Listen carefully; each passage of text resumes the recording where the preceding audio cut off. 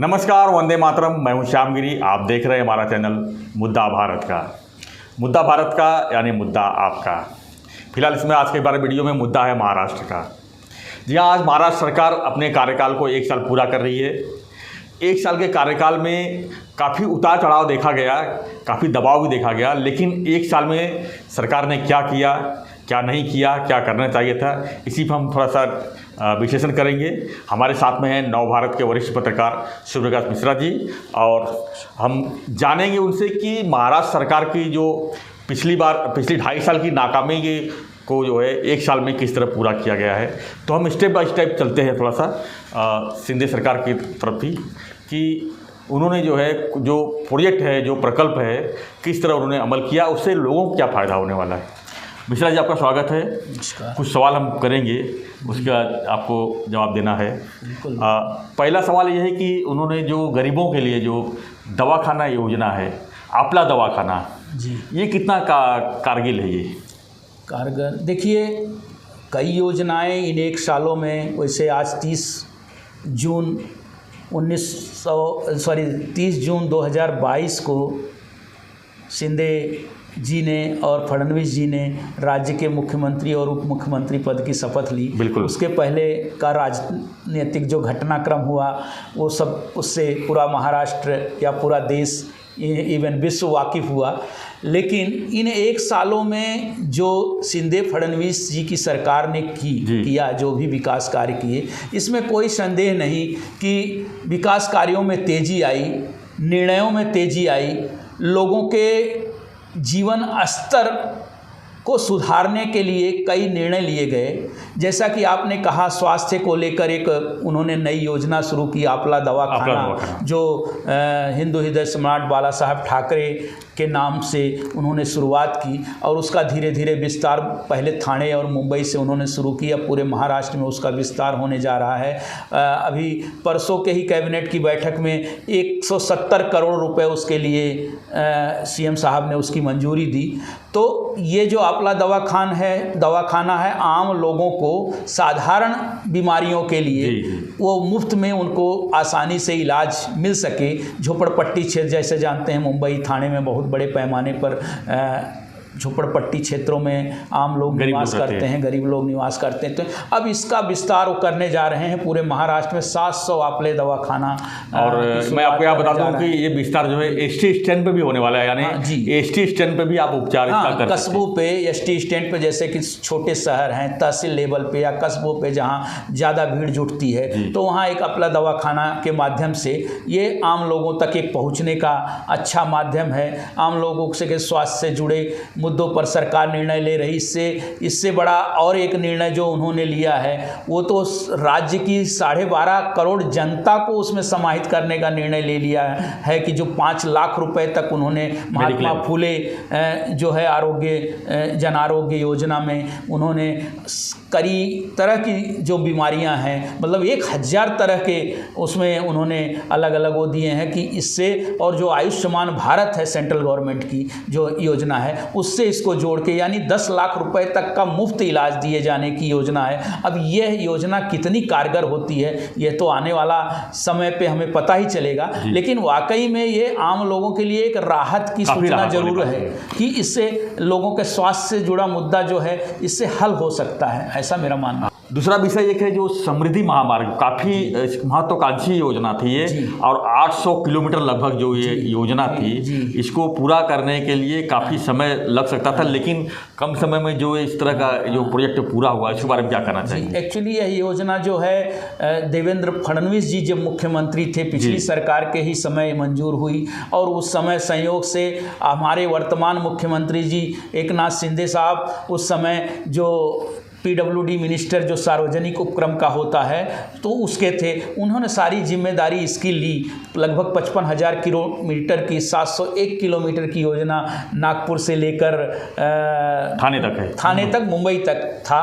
तो उसमें काफ़ी इनको सफलता मिली, और क्रमबद्ध समयबद्ध तरीके से वो पूरा भी हुआ। पहला चरण उन्होंने उद्घाटन किया, दूसरा चरण भी उन्होंने शुरू कर दिया है, अब तीसरे चरण की तरफ तेज़ी से आगे बढ़ रहे हैं। वैसे मुख्यमंत्री महोदय का दावा है कि हम दिसंबर 2023 तक इसको थाने तक जो है इस समृद्धि महामार्ग को पहुंचा देंगे। इसकी अच्छी विशेषता है, ये देश का पहला ग्रीन एक्सप्रेसवे है जहां 12 लाख से ज़्यादा पेड़ लगाने की योजना है।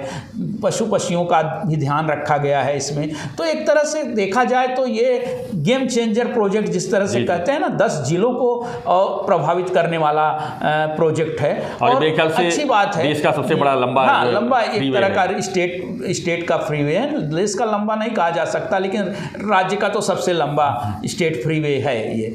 तो इसमें कोई संदेह नहीं कि इसके कारण जो है आसपास के जिलों का विकास है। इससे वो लिंक रोडों को भी कई जिलों से जोड़ रहे हैं, तो इस पर भी उन्होंने काफ़ी ध्यान दिया है। देखिए, इंफ्रास्ट्रक्चर और ये रोड इंफ्रास्ट्रक्चर और रेल इंफ्रास्ट्रक्चर और यातायात के साधनों पर ध्यान दिए जाने से इसका असर सीधे आम आदमी पर पड़ता है, उद्योग व्यापार, रास्ते का विकास मतलब देश का विकास, ये सीधा गणित है इसका।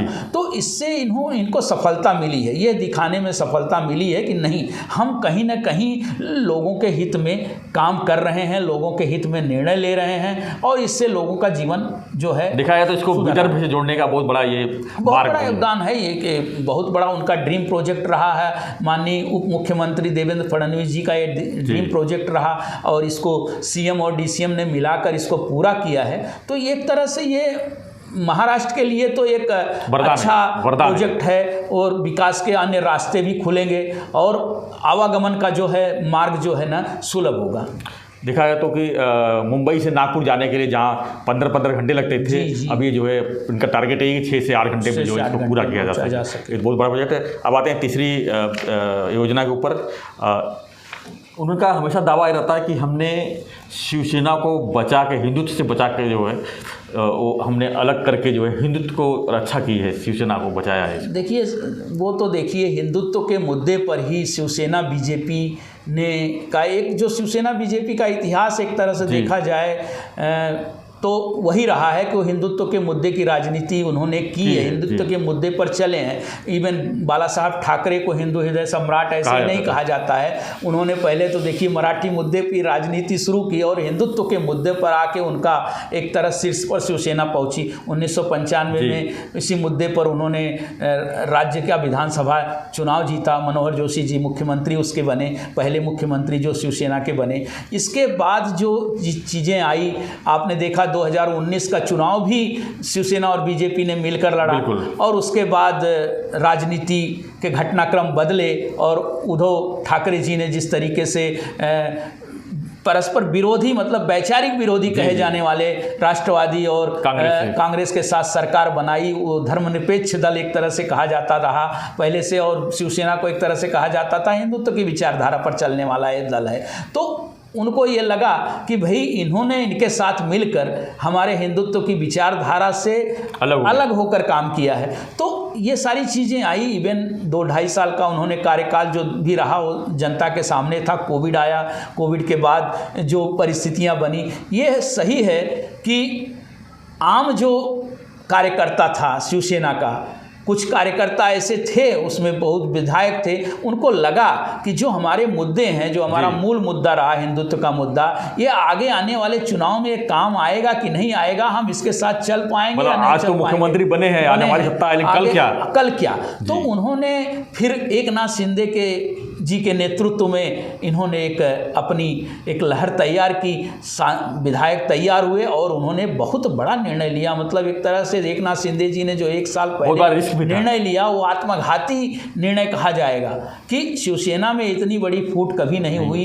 हिंदुत्व के मुद्दे पर नहीं हुई। और इवन जो चीज़ें आई बीजेपी ने, जैसे कहा जाता है, तो उन्होंने पूरा साथ दिया। आज 105 विधायकों वाले बीजेपी और 50 विधायकों वाले एकनाथ शिंदे जी मुख्यमंत्री हैं। राजनीति में सब कुछ संभव है, राजनीति में होता है, राजनीति में निर्णय लेने पड़ते हैं। इस तरह से अलग तो हुए, उन्होंने सत्ता भी लिया और निशानी भी ली और शिवसेना को अपने आप को दावेदार बनाया। और सबसे बड़ी बात यह है कि उन्होंने जो बाला साहब ठाकरे के जो विचारों की बात वे करते हैं, उसमें कहीं ना कहीं सच्चाई है कि वो बेमेल गठबंधन था एक तरह से, वो ज़्यादा दिन तक चलने वाला गठबंधन नहीं है। वो कांग्रेस ने भी अपनी मजबूरी में उस गठबंधन को किया, राष्ट्रवादी भी। अब शरद पवार जी तो महाराष्ट्र के नंबर 1 के राजनीतिज्ञ हैं, राजनीति के चाणक्य कहे जाते हैं, तो उनका एक अपना अलग स्थान है, उनका अपनी उनकी चौसर एक अलग ही है, उनकी बिसात जो है राजनीति की अलग ही। लेकिन जहाँ तक शिवसेना की बात है तो शिवसेना तो हिंदुत्व के मुद्दे पर ही चुनाव लड़ती रही है। वो आज भी देखिए, आज देखेंगे कि अभी कई मुद्दों पर उन्होंने, कश्मीर के मुद्दे पर भी बीजेपी का उनको साथ देना पड़ा उद्धव जी को, और भी अभी औरंगजेब का जो मुद्दा चल रहा है बहुत गर्म मुद्दा है, इस पर भी उनकी चुप्पी जो है वो नुकसानदायक है।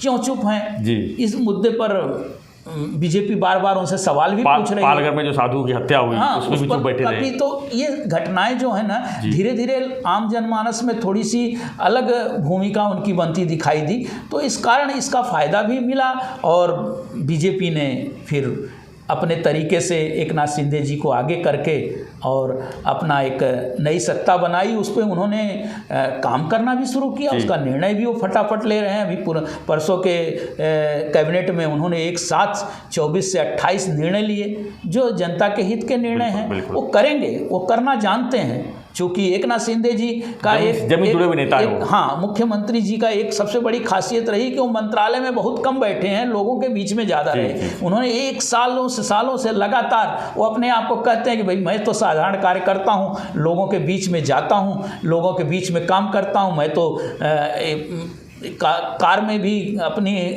जैसे चलता रहता हूँ, फाइलें निपटाता रहता हूँ, हवाई जहाज़ में फाइलें निपटाता रहता हूँ। तो ये सारी चीज़ें हैं, वाकई में इनका ये प्लस पॉइंट है कि ये उतरते हैं। भाई निर्णय देखिए, उसका जो है पूरी तरह उसका जो प्रयास उनका है रहता है, उसका जो फल है वो कितना मिलता है वो तो जनता तय करे, या और भी बाद में चीज़ें आती हैं, लेकिन वो पूरी कोशिश तो करते हैं, ऐसा दिखता है कि ये कोशिश करते हैं। चाहे वो फडणवीस जी हों, चाहे मुख्यमंत्री एकनाथ शिंदे जी हों, वो अपनी कोशिश में लगे रहते हैं लगातार। शिवसेना की एक और है कि शासन आपल्या दारी। जी, ये किस तरह का योजना है? योजना के तहत किन लोगों को फायदा हो सकता है? बहुत अच्छी योजना है, आम लोगों को इसका फ़ायदा मिलने वाला। देखिए, विभिन्न प्रकार के सर्टिफिकेट होते हैं, विभिन्न प्रकार के उनके जो फ़ायदे के लिए उनके काम आते हैं, उनके प्रमाण पत्र उन्हें मिलते नहीं, उनको सरकारी कार्यालयों के चक्कर काटने पड़ते हैं। इसलिए सरकार ने एक योजना लाई कि शासन आपला दारी, कि मतलब सरकारी कार्यालय कि आपको एक जगह ही सारे अलग अलग प्रकार के जो आपके सर्टिफिकेट होते हैं, जो आपको आवश्यकता होती है, उसका निराकरण वहीं का वहीं होकर आपको वहाँ सर्टिफिकेट प्रदान किया जाता है। तो एक देखा जाए तो एक तरह से सरकार का लोगों से जुड़ने का एक कार्यक्रम है, जुड़ने का एक उद्देश्य है। तो उस उद्देश्य के लिए कई जगहों पे अच्छे शिविर आयोजित किए गए। 50-50 हज़ार, 70-70 हज़ार लोग उस शिविर में भाग लेते हैं। तो इससे जनता से जुड़ने का ये राज्य सरकार का मानस है, राज्य सरकार का कार्यक्रम है। तो ये इस तरह के कार्यक्रम ये चलाते रहते हैं, अच्छी बात है, चलना चाहिए, लोगों का फ़ायदा होना चाहिए। शिंदे साहब ने अयोध्या भी गए थे, वहाँ पर भी काफ़ी जो है पॉजिटिव उनको। देखिए, अयोध्या तो देखिए एक हिंदुत्व चाहे कहिए, चाहे परंपरा हमारी कहिए, चाहे एक मुद्दा है, अपनी जगह है। अयोध्या सब जाते हैं, सारी जनता जाती है अयोध्या। मुख्यमंत्री के रूप में भी गए, इसके पहले भी एकनाथ शिंदे साहब अयोध्या जाके आए। अयोध्या राष्ट्रीय अस्मिता का विषय है, अपनी परंपरा है, वो उनकी श्रद्धा है, आस्था है, लोग जा रहे हैं। उसको अलग तरीके से भी राजनीति से भी जोड़ के देखा जाता है, विरोधी या विपक्षी दल उसको राजनीति से जोड़कर देखते हैं। लेकिन निसंदेह अयोध्या अच्छा काम हो रहा है, एक बहुत अच्छा पर्यटन और सांस्कृतिक धार्मिक केंद्र अयोध्या बन रहा है। तो जहाँ जनता जाएगी वहाँ नेता जाएगा। तो जनता से जुड़े सवाल जो हैं, जनता से जुड़े जो मामलों में हैं, तो हिंदुत्व के लिए आगे आए हैं तो जाना ही पड़ेगा। वो हिंदुत्व के पैरोकार हैं, तो ये जाएंगे।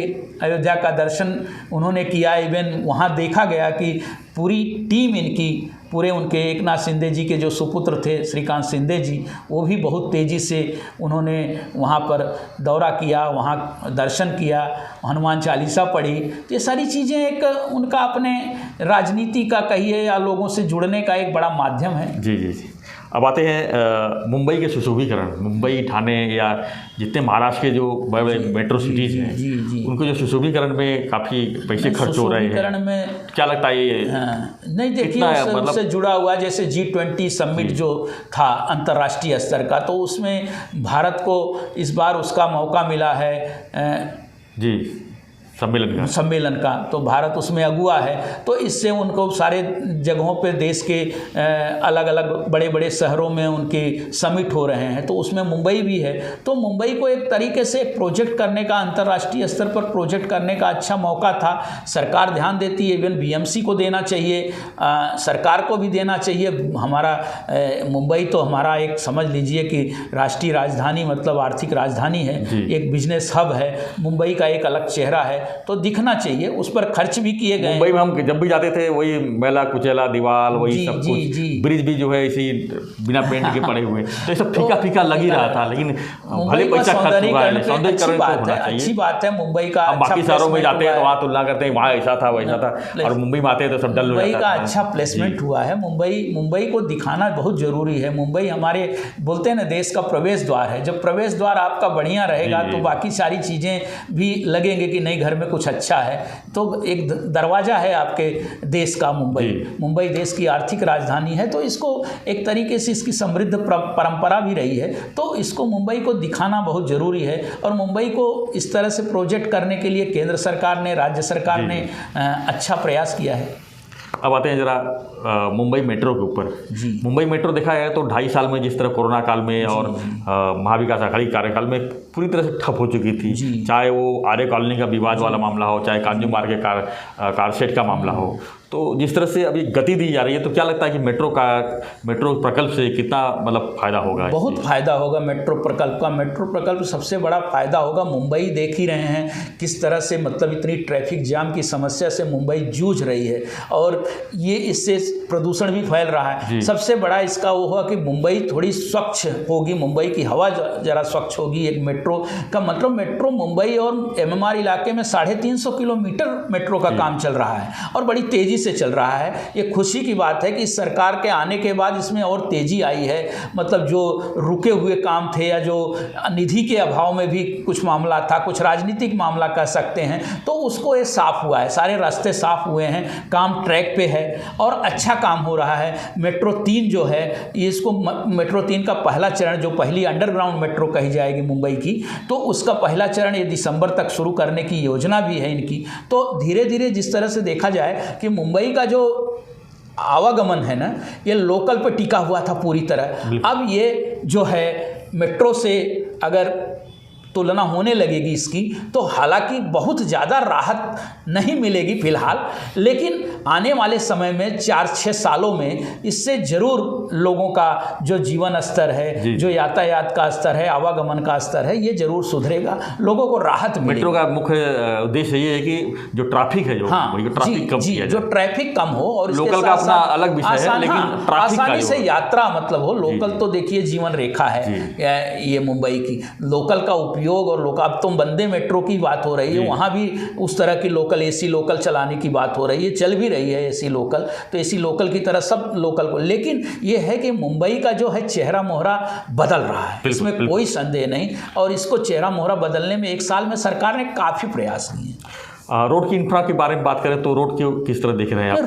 अभी 6,000 करोड़ का प्रोजेक्ट पास हुआ है मुंबई को पूरी रोड को RCC बनाने के लिए।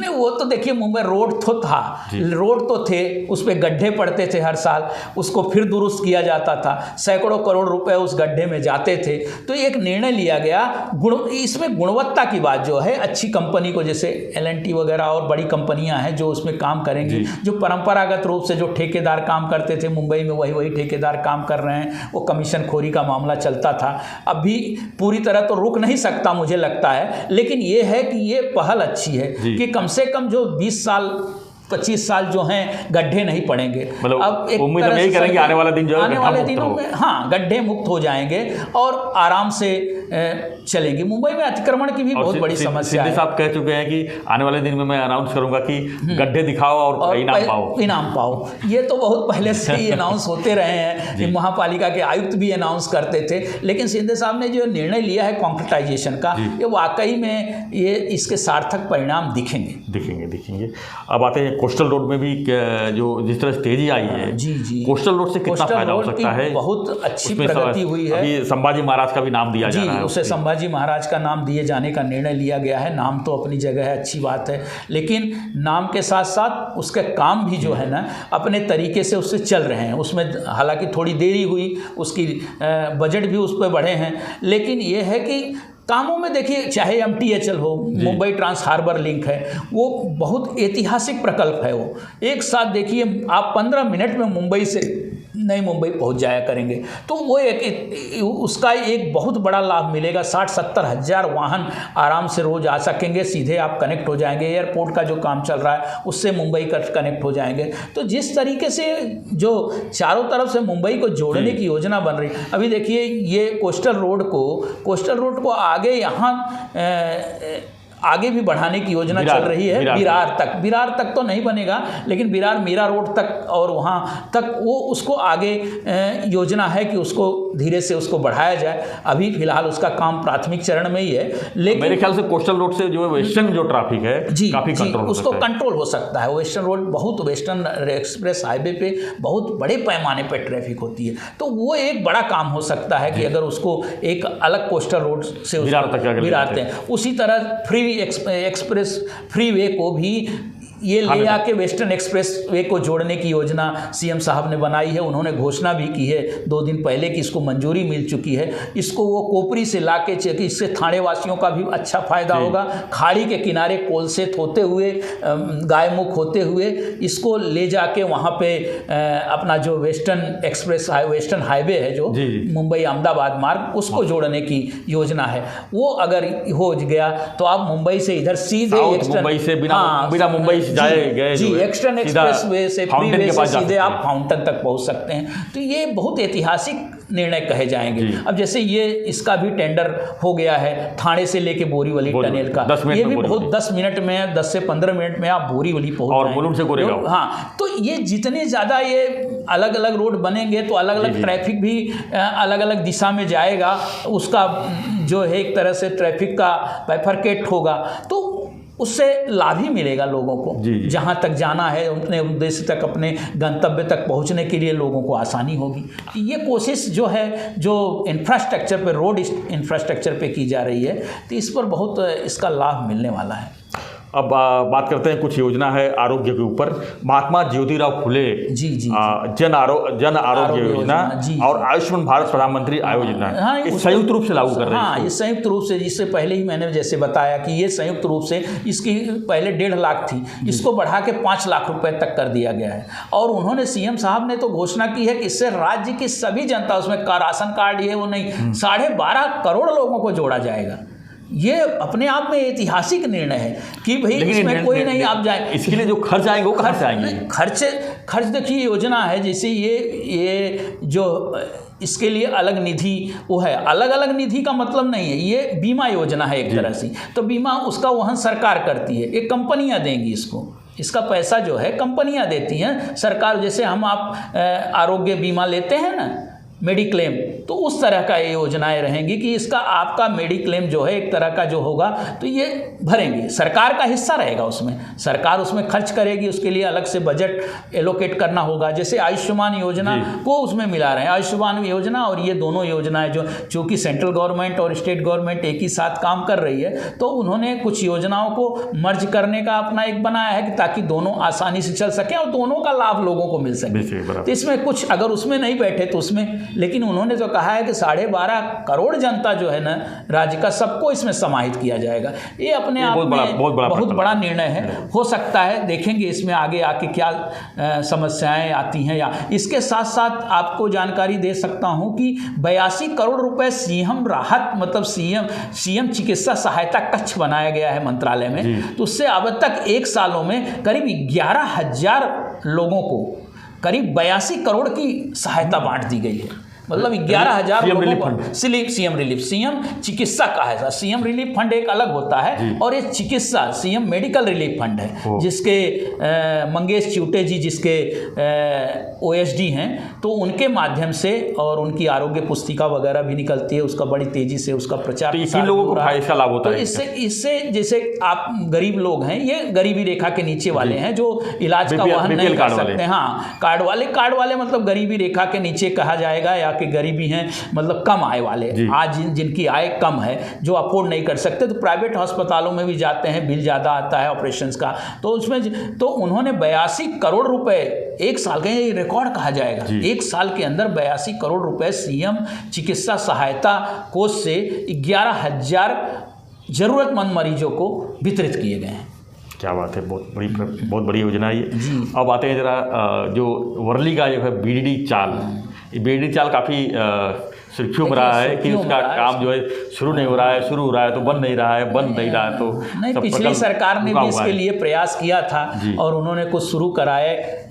गृह निर्माण मंत्री जितेंद्र आवाड़ जी ने इसके लिए काफ़ी, जैसे कि और पत्रकार भी बताते हैं कि भाई देखिए, ये योजना तो बहुत दिनों से लटकी हुई थी, उस सरकार ने थोड़ा सा इसको गियर अप दिया, लेकिन इस सरकार ने भी एक्चुअली जो डिप्टी चीफ मिनिस्टर हैं अपने देवेंद्र फडणवीस जी, इस समय गृह निर्माण मंत्री हैं, तो उनको योजनाओं को क्रियान्वयन में या कार्य रूप देने में उनको माहिर माना जाता है, वो निकालने में रास्ता माहिर हैं, तो वो उन्होंने भी इस पर ध्यान दिया है। हो सकता है उस चाल के पुनः हजारों लोगों के घर का मामला है। BDD चाल है, धारावी का प्रोजेक्ट भी है, धारावी का प्रोजेक्ट भी अभी प्राथमिक चरण में ही है। इस पर भी निर्णय हुआ है, पिछले दिनों सरकार ने इस पर भी निर्णय लिया है, प्राइवेट बिडर आए हैं और उस पर भी कुछ अगर विकास होगा तो इससे आम लोगों को अच्छे पक्के घर मिलेंगे। तो हमें आशा करनी चाहिए कि ये योजनाएं जो हैं सफल हों, जल्दी हों। अब आते हैं जो ST बस जो है काफ़ी पिछले देखा जाए तो 5 साल में काफ़ी विवादों में रहा है। कभी उसको हड़ताल को लेके, कभी उसमें पैसों को लेके, लॉस को लेके, ज़्यादा करके ST को 50% लॉस, 60% लॉस। तो अब इस जो ST जो MSRTC बोलते हैं, तो महाराष्ट्र स्टेट रोड ट्रांसपोर्ट, तो इसको अभी फायदे में लाया जा रहा है। इसको इसमें 50% बहुत अच्छी महिलाओं को 50% ये भी सरकार सरकार का, और सीनियर सिटीजन को फ्री में दिया गया है। ये सरकार जो है, शिंदे फडणवीस जी की सरकार का एक ऐतिहासिक निर्णय माना जाएगा कि मैं आपको उदाहरण देता हूं। कल मैं पंढरपुर में था, मैंने देखा ST भरी हुई थी, बड़ी संख्या में महिलाएं कर रही थी। एक समय था ST, देखिए 2.5 साल तो बहुत बुरे गुजरे हैं पूरे विश्व के लिए, पूरे देश के लिए, लेकिन उसके बाद है ST का जो ये था कि भाई सरकार के ST जो है राज्य सरकार की बहुत पुरानी और एक तरीके से 18,000 बसें हैं इनके पास, और ग्रामीण इलाकों की ये जीवन रेखा ही कही जाती है, हमारी लाल परी कही जाती है, इसको कहा जाता है। तो ये घाटे में हमेशा चली है। देखिए ये जो ट्रांसपोर्ट सेवाएं हैं वो हर राज्य में घाटे में हैं, इसमें कोई संदेह नहीं, लेकिन उसको कहाँ से इसका घाटा पूरा किया जाए, कहाँ से इसको रास्ते पर लाया जाए, तो इस सरकार ने पहल की कि चलो महिलाओं के लिए 50% कर देते हैं। तो उससे ये है कि 50% किए जाने से ऑटोमेटिक महिलाओं की संख्या, यात्रियों की संख्या बढ़ी, और उससे उससे एक आधी आबादी को राहत देने का भी निर्णय एक अच्छा हुआ, और उससे उनकी लागत तो उतनी ही होती है, लेकिन अगर घाटा होता है तो नीचे जाता है। सीधी सी बात है, बस अगर खाली जा रही है उसमें 50% अगर भर के आवक होती है तो फायदा ही, तो फायदेमंद है। और प्लस जो 75 साल के, उन्होंने वरिष्ठ नागरिकों के लिए 75 साल के ऊपर के नागरिकों के लिए उन्होंने मुफ्त सेवा प्रदान की। हालांकि उसका भी सरकार का दावा है कि उससे भी काफ़ी संख्या में बुजुर्गों ने उसका लाभ लिया। तीर्थ यात्रा के लिए जाते हैं, बीमारी के समय में तालुका स्तर पे, जिले स्तर पे अस्पतालों में जाते हैं ग्रामीण इलाके से बुजुर्ग अगर, तो उनको उसका लाभ मिला है। तो सरकार ने ये योजनाएं जो शुरू की, हमने कहा ना कि आम लोगों से जोड़ने के लिए, लोगों से जोड़ने की ये सरकार की मंशा थी, उसमें कहीं ना कहीं इनको सफलता मिली है। अब आते हैं किसानों को मदद, यानी नमो शेतकरी महासम्मान योजना है। महासम्मान योजना ये देवेंद्र फडणवीस जी ने अपने बजट में इन्होंने घोषित किया। एक तरह से जिस तरह से केंद्र सरकार की योजना है, उसी में उन्होंने, केंद्र सरकार 6,000 रुपया दे रही थी, इन्होंने भी एक योजना बनाई कि 6,000 रुपया हम भी देंगे ताकि किसानों को साल में 12,000 रुपये मिले। तो किसानों की सरकार कहते हैं कि भाई हमारी सरकार किसानों, मजदूरों, कष्टकरियों की सरकार है, तो उनको एक तरह से राहत देने का प्रयास किया गया है। तो किसानों के लिए तो देखिए, इस देश में कृषि प्रधान देश है, किसानों को तो मिलना ही चाहिए। इस देश का हर किसान जो है ना, जो अन्नदाता है, वह जो सब, जब अन्नदाता सुखी रहेगा, अन्नदाता को संतोष रहेगा, तब इस देश में समृद्धि, खुशहाली आएगी। कोशिश हर सरकारें करती हैं, किसानों के नाम पे बहुत सारी राजनीति होती है, किसानों के नाम पे बहुत सारी योजनाएं हैं। एक दूसरी तरफ उसका दुखद पहलू ये भी है कि किसान आत्महत्या भी करते रहे, लेकिन इन दिनों, इन बीच में, इन सालों में कम हुई है, उसमें कोई संदेह नहीं, दो राय नहीं कि बहुत कम हुआ है। तो किसानों को एक तरह से राहत देने का प्रयास है। किसानों का इवन इसमें, इसके साथ साथ खाद में सब्सिडी मिलनी चाहिए, पानी में मिलनी चाहिए, पानी उनको समय पे मिले, वही बिजली समय पे मिले, बिजली में सब्सिडी। तो सरकारें अपनी तरफ से प्रयास करती रहती हैं, लेकिन इस दिशा में ये जो राज्य सरकार ने 6,000 रुपये और देने का उन्होंने निर्णय लिया, ठीक है, अच्छी बात है। किसान अगर उसको मिलता है तो कुछ और अच्छा कर पाएगा, राहत मिलेगा। अब आते हैं एफडीआई निवेश, विदेशी निवेश जो है, काफ़ी कंट्रोवर्सी रहा है महाराष्ट्र को लेकर, खासकर कि जो सारे विदेशी निवेश जो है बाहर जा रहे हैं, लेकिन अभी जो शिंदे साहब जो है विदेश यात्रा में गए थे, एफडीआई मीटिंग में गए थे, वहाँ से काफ़ी निवेश लेके आए हैं। तो क्या महाराष्ट्र नंबर 1 कहा जा सकता है? निवेश के मामले में महाराष्ट्र नंबर 1 रहा ही है। महाराष्ट्र से और राज्य पीछे रहे हैं। बाकी गुजरात की बात होती है, कर्नाटक की बात होती है, और राज्यों की बात हुई, इवन यूपी भी आजकल निवेश के मामले में। लेकिन कोई कुछ भी हो, लेकिन महाराष्ट्र की एक जो औद्योगिक माहौल रहा है महाराष्ट्र का, ये इतिहास रहा है, अब भी उसको उन्होंने कायम रखा है। अभी जो राज्य के उद्योग विकास आयुक्त हैं दिवेंद्र कुशवाहा जी, उनसे बात हो रही थी, उन्होंने कहा कि अभी भी महाराष्ट्र नंबर 1 पे है। 1,20,22-23 में 1,20,000 करोड़ का निवेश जो है इस साल, अब तक 1,18,000 से 20,000 करोड़, 1,18,000 करोड़ का निवेश आ चुका है। मतलब अभी तक महाराष्ट्र नंबर 1 पर ही है, क्योंकि महाराष्ट्र का उस तरह का माहौल है। इसमें कोई संदेह नहीं कि महाराष्ट्र उद्योगों के मामले में काफ़ी बीच में समस्या, देखिए सब गए थे पीछे, लेकिन महाराष्ट्र थोड़ा आगे पीछे चल रहा था। राजनीति भी हुई कि बहुत सारे उद्योग यहाँ से वहाँ जा रहे हैं, तो कुछ नीतियाँ भी हैं, तो नीतियाँ, तो औद्योगिक नीतियाँ जब बदलती हैं तो परिवर्तन आता है। लेकिन महाराष्ट्र अब भी निवेश के मामले में नंबर 1 है, ऐसा दावा राज्य सरकार की तरफ से किया जा रहा है। नंबर 1 बने रहे, लोगों को जो है इसका फायदा होता रहे, लोगों को नौकरी मिलती रहे, बिल्कुल। तो सीधी सी बात है। अब आते हैं आखिर के सवाल में। सीएम साहब दावा करते हैं कि 24/7 काम करते हैं। जी, क्या लगता है आपको? नहीं, इसमें तो कोई संदेह नहीं। सीएम जो हैं माननीय एकनाथ शिंदे जी, हम लोगों ने चूँकि बहुत नज़दीक से देखा है, कोई इसमें शक शुबहा की बात नहीं है कि बहुत रात को 1-2, 3-3 बजे तक काम करने वाला, सवेरे उठ के फिर तैयार हो जाने वाला देखा है, देख रहे हैं जिस तरीके से वो पूरे महाराष्ट्र का दौरा करते हैं। सवेरे मुंबई, दोपहर को आने, फिर पुणे, नांदेड़, सातारा, सांगली, विदर्भ, उसके साथ साथ दिल्ली वारी भी हो जाती है। तो ये है कि वो काम करने का जो उनका मादा है, लोगों के बीच में रहने की जो उनकी, मुख्यमंत्री का कुर्सी को बदनाम किया गया था कि मंत्रालय नहीं जाते, मंत्रालय जाते 2.5 साल, मंत्रालय उद्धव जी की बात करें तो उस कंपेयर में जो है शिंदे साहब का, नहीं तो वो स्थितियाँ सही बात है। हाँ, उद्धव जी मंत्रालय नहीं जाते थे, निकलते नहीं थे, ऐसा कहा गया। उसके अलग अलग कारण है, उस पर हम नहीं जाना चाहेंगे। लेकिन वर्तमान सीएम और डीसीएम जो हैं वो लोगों के बीच में जाकर काम करते हैं। इसमें कोई संदेह नहीं कि लोग जो है ना कि उनको देखना भी चाहते हैं, ठीक है, लेकिन आसानी से जो बोलते हैं ना एक्सेस जो है, एक्सेसिबल जो होता है, तो आसानी से वो उपलब्ध हैं, आसानी से उपलब्ध हैं, लोगों के लिए उपलब्ध हैं। कार्यक्रमों में जाते हैं, कार्यक्रम करते हैं, कोई महाराष्ट्र में कोई घटना भी होती है तो तुरंत पहुंचते हैं, तुरंत महाराष्ट्र में कोई बाढ़ है, वो है, मुंबई की सड़कों पर उतर जाते हैं, नालों में उतर जाते हैं, कोई कार्यक्रम है, छोटे से छोटा कार्यक्रम है, कोशिश करते हैं। तो कभी कभी ये होता है, डॉक्टर भी कहते हैं कि ये सोते कब हैं, हाँ, ये देखते हैं जब पूरे टीवी पे दिख रहे हैं, लोगों के बीच में दिख रहे हैं, अखबारों में दिख रहे हैं, बाकी सड़क पे दिख रहे हैं, खेतों में दिख रहे हैं, तो आखिरकार सोते, तो ये सोते हुए नहीं दिख रहे हैं, सोते हुए नहीं दिख रहे हैं। ये सारी चीज़ें हैं। वाकई में सीएम का एक उनका पूरा अपना एक पूरी कार्यप्रणाली पुरानी रही है, उससे आप भी परिचित हैं। तो एक कार्यप्रणाली उनमें बदलाव नहीं आया है इस तरह का कि भाई सीएम बनने के बाद जोश बढ़ गया है। सीएम बनने के बाद तो जोश बढ़ गया, तो इतना ज़्यादा जोश हो गया है कि अब आपको क्या बताएं, उनके चेहरे पे हमेशा कभी थकावट नहीं दिखती चेहरे पे। अभी कल वो देश में मोदी और महाराष्ट्र में रात भर, कल दिन भर यहाँ थे, उसके बाद रात भर वहाँ पंढरपुर में रहे, जागे, पंढरपुर की मतलब विठल रुक्माई की पूजा की, महापूजा में शामिल हुए, फिर दिन भर के कार्यक्रम, फिर शाम को वो दिल्ली के लिए निकल गए, फिर आ गए, फिर कार्यक्रम में आज शामिल हो।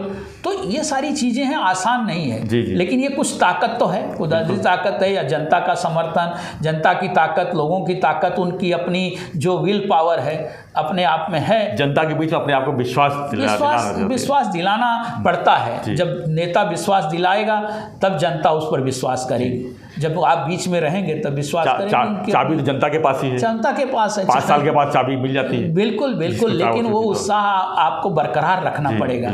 आप देखिए उनके बहुत सारी चीज़ें आती हैं कि उप मुख्यमंत्री के साथ उनके संबंधों को लेकर भी चर्चा होती है, लेकिन कहीं ना कहीं दोनों अपने ट्रैक पर बिल्कुल काम कर रहे हैं। डीसीएम मजबूती से एक दूसरे की इज्जत भी उसी तरीके से करते हैं, मुख्यमंत्री और उप मुख्यमंत्री जी। लेकिन दोनों के जो काम करने का एक तरीका है, इवन डीसीएम साहब के काम करने का एक अलग तरीका है, सीएम साहब के काम करने का एक अलग तरीका है, लेकिन उससे ये होता है कि उसका रिजल्ट ओरिएंटेड जिसे कहते हैं, उसका फल मिलना चाहिए, रिजल्ट ओरिएंटेड काम होना चाहिए, तो रिजल्ट मिलता है। हर तबके को रिजल्ट उसका कहीं ना कहीं मिल रहा है, मुझे ऐसा लगता है। धन्यवाद सूर्यप्रकाश जी। तो हम चर्चा कर रहे थे कि महाराष्ट्र के मुख्यमंत्री एकनाथ शिंदे जी को जो कार्यकाल 1 साल का रहा, किस तरह की योजनाएं थी और उस योजनाएं का लोग किस तरह फ़ायदा उठा सकते हैं, इसके बारे में हम जानकारी दे रहे थे। लोग कहेंगे कि हम जो है मुख्यमंत्री की तारीफ़ कर रहे हैं या इसके पहले वालों को बुराई कर रहे हैं, ऐसा नहीं है। हमारा उद्देश्य यही था कि हम जो है 1 साल में जो सुपर फास्ट काम किए हैं मुख्यमंत्री एकनाथ शिंदे जी ने, वो जो प्रकल्प है, जो योजना है, वो आप तक कितने आसानी से पहुंच सके, और आसानी से पहुंच गया तो उसके बारे में आपको जानकारी हो, इसके बारे में हम डिस्कस कर रहे थे। तो आप इन योजनाओं के बारे में, मुख्यमंत्री कार्यकाल के बारे में आपके पास भी कोई राय विमर्श हो तो हमें कमेंट बॉक्स में ज़रूर लिखिए, और बने रहिए हमारे साथ, देखते रहिए हमारा चैनल मुद्दा भारत का। एक रिक्वेस्ट है जो कि आपने चैनल को अगर सब्सक्राइब नहीं किया है तो सब्सक्राइब कीजिए, और हम रोज़ कुछ न कोई विश्लेषण पर जो है आपके सामने आते रहते हैं। जब आप सब्सक्राइब कर लेंगे तो हम डायरेक्ट आपके साथ पहुंच सकते हैं। तो बने रहिए, देखते रहिए हमारा चैनल मुद्दा भारत का। धन्यवाद सूर्यप्रकाश मिश्रा जी, धन्यवाद, जय हिंद।